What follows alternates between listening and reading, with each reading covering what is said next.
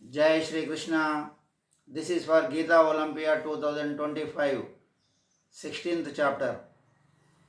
Om Shri Paramatmane Namaha. Srimad Bhagavad Gita. Atha Shodashodhyayah. Shri Bhagavanuvacha. Abhayam Sattva Samshuddhir Vyavastitihi.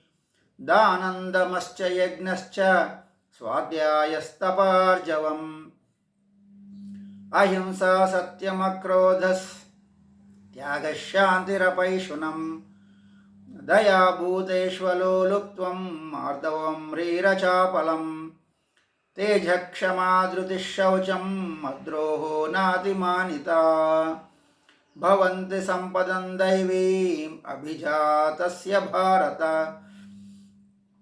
दम्भो दर्पोऽभिमानश्च क्रोधः पारुष्यमेव च अज्ञानं चाभिजातस्य पार्थसम्पदमासुरीम् दैवी सम्पद्विमोक्षाय निबन्धायासुरीमता मा शुचः सम्पदं दैवीम् अभिजातोऽसि पाण्डव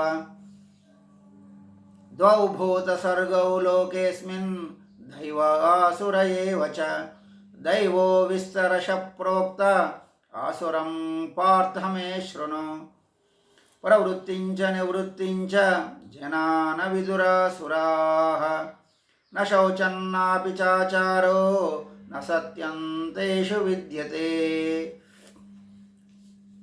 असत्यमप्रतिष्ठन्ते जगदाहुरनीश्वरम् अपरस्परसम्भूतं किमन्यत् कामहैतुकम् एतान् दृष्टिमवष्टभ्य नष्टात्मानोऽल्पबुद्धयः प्रभवन्त्युग्रकर्माणः क्षयाय जगतो हिताः काममाश्रित्य दुष्पूरन् दम्भमानमदान्विताः मोहात् गृहीत्वा सद्ग्राहान् प्रवर्तन्ते शुचिव्रताः चिन्तामपरिमेयाञ्च प्रलयान्तामुपाश्रिताः कामोपभोगपरमा एतावदिति निश्चिताः आशापाशशतैर्बद्धा कामक्रोधपरायणाः ईहन्ते कामभोगार्थम् अन्यायेनार्थसञ्चयान्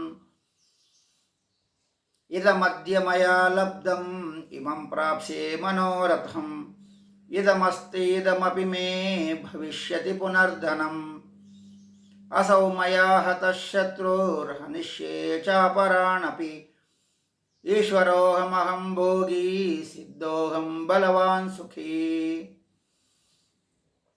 आढ्योऽपि जनवानस्मि कोऽन्योऽस्ति सदृशो मया यक्ष्ये दास्यामि मोदिष्य इत्यज्ञानविमोहिताः अनेकचित्तविभ्रान्ता मोहजालसमावृताः प्रसक्ताः कामभोगेषु पतन्ति नरकेषु च आत्मसम्भाविताः स्तब्धा धनमानमदान्विताः यजन्ते नाम यज्ञैस्ते दम्भेन विधिपूर्वकम् अहङ्कारं बलं दर्पं कामं क्रोधं च संश्रिताः मामात्मपरदेहेषु प्रद्विषन्तोऽभ्यसूयकाः तानहं द्विषतः क्रूरान् संसारेषु नराधमान् क्षिपाम्यजस्रमशुभान् आसुरीष्वेव योनिषु आसुरी योनिमापन्ना मूढा जन्मनि जन्मनि मामप्राप्यैव कौन्तेय ततो यान्त्यधमां गतिम् त्रिविधं नरकस्येदं द्वारन्नाशनमात्मनः कामक्रोधस्तथा लोभस्तथा तस्मादेतत्त्रयं त्यजेत् एतैर्विमुक्तः कौन्तेय तमोद्वारैस्त्रिभिर्नरः आचरत्यात्मनः श्रेयस्ततो याति परां गतिम् यः शास्त्रविधिमुत्सृज्य वर्तते कामकारतः न स सिद्धिमवाप्नोति न सुखं न परां गतिं तस्मात् शास्त्रं प्रमाणन्ते कार्याकार्यौ व्यवस्थितौ ज्ञात्वा शास्त्रविधानोक्तं कर्म कर्तुमिहार्हसि। ॐ तत्सदिति श्रीमद्भगवद्गीतासूपनिषत्सु ब्रह्मविद्यायां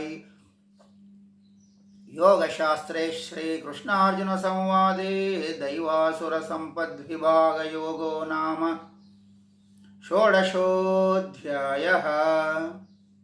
ॐ श्रीकृष्णार्पणमस्तु। योगेशं सच्चिदानन्दं वासुदेवं रजप्रियं धर्मसंस्थापकं वीरं कृष्णं वन्दे जगद्गुरुं। श्रीकृष्णं वन्दे जगद्गुरुं। जय श्रीकृष्ण।